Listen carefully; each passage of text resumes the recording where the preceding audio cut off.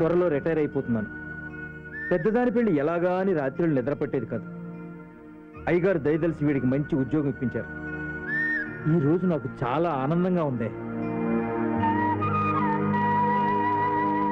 రేయ్, నువ్వన్నట్టుగానే నీ అక్క పెళ్లి జామ్ జామ్ అని చేయాలిరా. అలాగే నాన్న. అరే, టైం అయిపోయింది. ఈ శుభవార్త మీకు చెప్పాలని ఆఫీసులో చెప్పకుండా వచ్చా. వస్తా.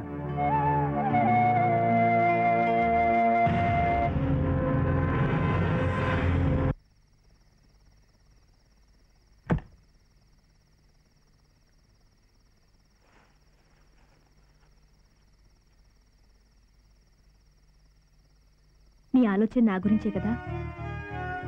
ఒరే, నీ జాయినింగ్ డేట్, నువ్వు ఆడబోయే మ్యాచ్ డేట్ ఒకేసారి రావటం మన దురదృష్టం రా. కానీ నీ పెళ్లి చేసే అవకాశం రావటం నిజంగా నా అదృష్టం అక్క. నీ లక్ష్యం నేషనల్ లెవెల్లో ఆడాలని. ఇప్పుడు ఆ ఛాన్స్ వచ్చింది, నువ్వు ఇంకేం ఆలోచించదు. అక్క, ఉద్యోగం వచ్చింది, అన్ని బాధ్యతల్లోనూ అబ్బాయి షేర్ చేసుకుంటాడు అన్నప్పుడు నాన్న కళ్ళల్లోనే ఆనందం చూశాను. ఆయన కళ్ళల్లోని ఆనందమే కాదు, నీ మనసులోని బాధ కూడా నాకు తెలుసురా. నా జీవితం కంటే నీ పెళ్ళే నాకు ముఖ్యం అక్క. సచిన్, నాకు పెళ్ళొక అవకాశం రా. అది రేపు లేదా ఎల్లుండి, ఇంకో సంవత్సరం పట్టచ్చు. కానీ క్రికెట్ నీ జీవితకాలపు ఆనందం రా. రేపు నాకు పెళ్ళైనా నా తమ్ముడు ఆశను నాశనం చేశానన్న బాధ నన్ను ఆనందంగా ఉండనివ్వదురా. అందుకే నువ్వు ఆడాలి. నువ్వు ఆడుతున్నావు అంతే. హలో హలో, సచ్చిదానందమూర్తున్నారండి? మీరెవరమ్మా? నేను అతని కాలేజ్ నుంచి మాట్లాడుతున్నాను, లెక్చరర్ని. నమస్కారం అండి, నేను సచిన్ అమ్మను మాట్లాడుతున్నాను. నమస్కారం. లేడా వెధవా? మళ్ళీ ఏమైనా తప్పు చేశాడమ్మా? పరీక్షకు రాకపోవడం తప్ప వాడు చేసిన తప్పే ఉందమ్మా. అది చాలదా? చూడమ్మా, వాడు లెక్కల్లో వీకు. పరీక్షకొచ్చినా పాస్ అయి ఉండేవాడు కాడు. పరీక్ష ఎగ్గొట్టినందుకు వాళ్ళ నాన్న చేతిలో చావు దెబ్బలు తిన్నాడు. ఇలా చెప్తున్నానని ఏమీ అనుకోవద్దు. మీరే వాడికి ఎలాగోలా ఆ 35 మార్కులు వేసేయండి. వచ్చే వేసవి కాలంలో మీకు మంచి ఆవకాయ పచ్చడి పెట్టిస్తాను, సరేనా? ఇంతకంటే నేనేమీ ఇచ్చుకోలేనమ్మా. సరే సరే, ఈ మాట ఇంకెవరితో అనకండి. ఒకసారి మన పిలవండి. సరేనమ్మా, చాలా మంచిదానిలా ఉన్నావు. ఒరే సచిన్, ఏంటమ్మా? త్వరగా రా, మీ లెక్చరర్ ఫోన్. మా లెక్చరరా? హలో. ఏం బాబు, ఇరగొట్టారంటగా? ఎలా ఉంది? నువ్వా? ఒరే తప్పురా, లెక్చరర్ నువ్వు అనకూడదు. అలాగే. మీరా మేడం? అవునరా గడ్డం, ఏం చేస్తున్నావు? సరే, నీకు గుడ్ న్యూస్ చెప్పాలి. మన బస్ స్టాప్కి వచ్చి. ఓకే. ఏంట్రా స్పీడ్ తగ్గింది? సచిన్ గారి ఎంట్రీతోనే మనోడి స్పీడ్ 8 నుంచి 20కి పడిపోయింది మాము. ఎక్కడ పెంచాలో ఎక్కడ వంచాలో నాకు బాగా తెలుసురా. నా స్టెప్ ఎప్పుడూ డిఫరెంట్ గా ఉంటుంది. ఆయిల్ నిల్లా?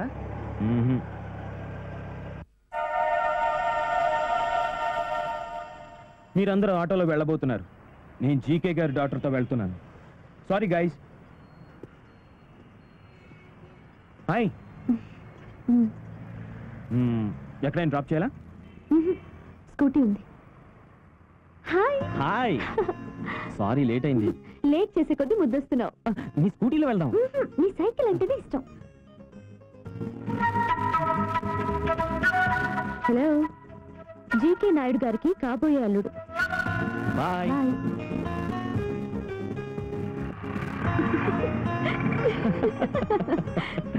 సరా, క్రికెట్ లోనే అనుకుంటే లోలో కూడా పోటీ పడుతున్నాడు. పోటీ అయితే పర్లేదురా, గెలిచేలా ఉన్నాడు.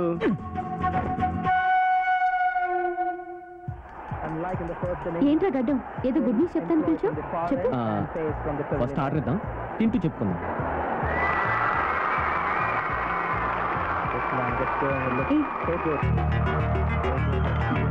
గుడ్ న్యూస్ అంటే చెప్తా.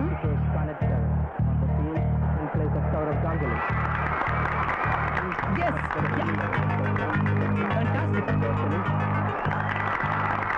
Hey, 4! Chudo!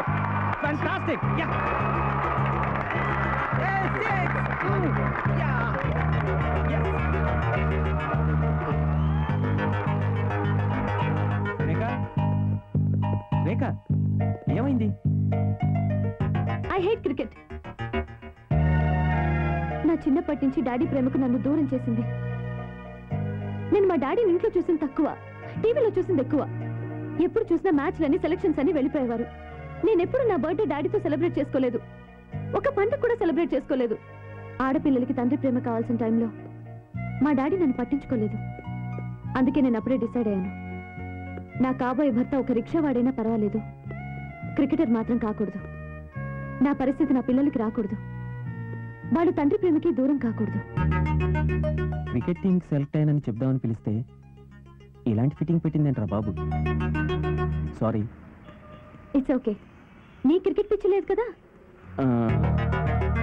క్రికెట్ పెద్ద బాల్ ఉంటుంది, గోల్ ఉంటుంది, అదేనా క్రికెట్ అంటే? ఓవర్ యాక్టింగ్ వద్దు. ఇంట్రెస్ట్ లేదంటే చాలు. అస్సలు ఇంట్రెస్ట్ లేదు. మరి ఇందాక మ్యాచ్ చూసి క్లాప్స్ కొట్టా? అందరూ కొట్టారు కదా అని నేను కొట్టాను అంతే. సరిపదా.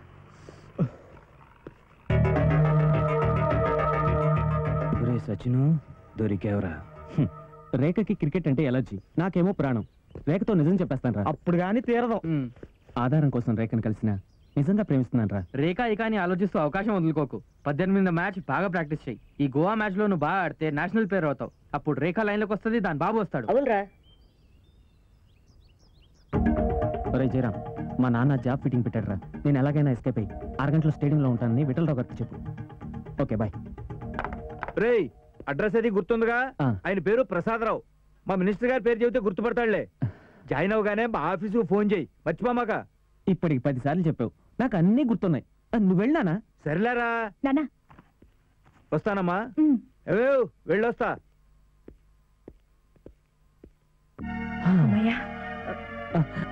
అలాగే అక్క, బయలుదేరుతాను.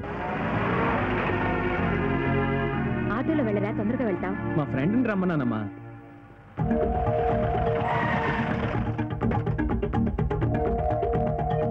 రేయ్, అంత దూరం ఎలా వెళ్తావురా? అడ్రసా నీకు కొత్త? బస్సులో వెళ్తే టైం అయిపోతుంది. రా కారెక్కు. పర్లేదు నాన్న, నేను ఎలాగోలా పట్టుకుంటాను. అప్పటికి పుణ్యకాలం అయిపోతుందిరా. ముందు కారెక్కు, నిన్న అక్కడ డ్రాప్ చేసి నేను ఆఫీస్కి వెళ్తా. రా. Good morning. Morning sir. Sachin ఎక్కడయ్యా? కనబట్టం లేదు. వచ్చేస్తాడు సార్, దారిలో ఉండి ఉంటాడు. ఆడికి చెక్ పెట్టా, ఆడింకేం వస్తాడు.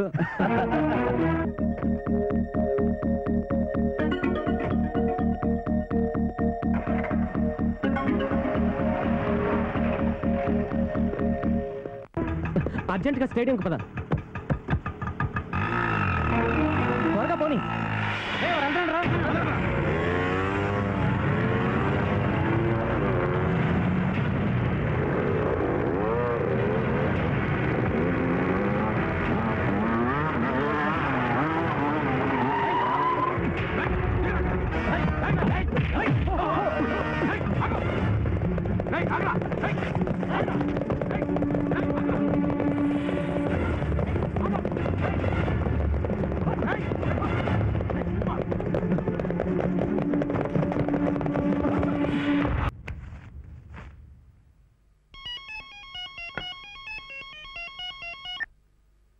ఏంట్రా డాడీ, ఎక్కడున్నావు?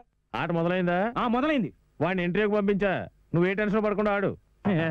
ఏడ్చినట్టుంది, వాడు స్టేడియంలోనే ఉన్నాడు. ఏంటి నిజమా? కొడుకు ఇంటర్వ్యూకి వెళ్ళలేదా? వెళ్ళాడు సార్, నేనే ఆఫీస్ దగ్గర దించొచ్చా. వాడు ఇంటర్వ్యూకి వెళ్ళలేదు.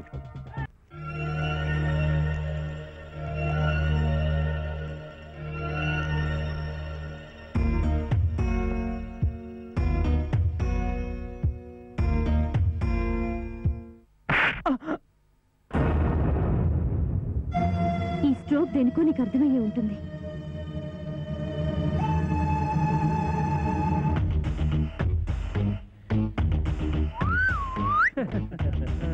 చలో పదండ్రా.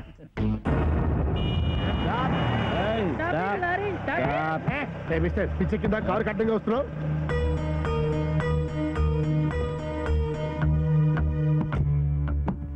సచిన్, నువ్వా? Are you all right?